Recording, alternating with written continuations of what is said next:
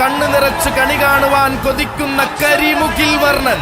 കോടനാടിന്റെ കൂരുരുൾക്കാട്ടിൽ ജനിച്ച് കുട്ടിച്ചട്ടം പഠിച്ച് പാമ്പാടിയിൽ ചേക്കേറി പേരെടുത്ത് പെരുമാളായി മാറിയ ഗജരാജഗന്ധർവൻ. മംഗലാപുരത്തു നിന്നും ചന്തവും ചങ്കൂറ്റവുമായി തിരികെ വന്ന പാറമേക്കാവിലമ്മയെ ശിരസിലേറ്റി പൂരനായകനായി രാജകിരീടം ചൂടിയവൻ.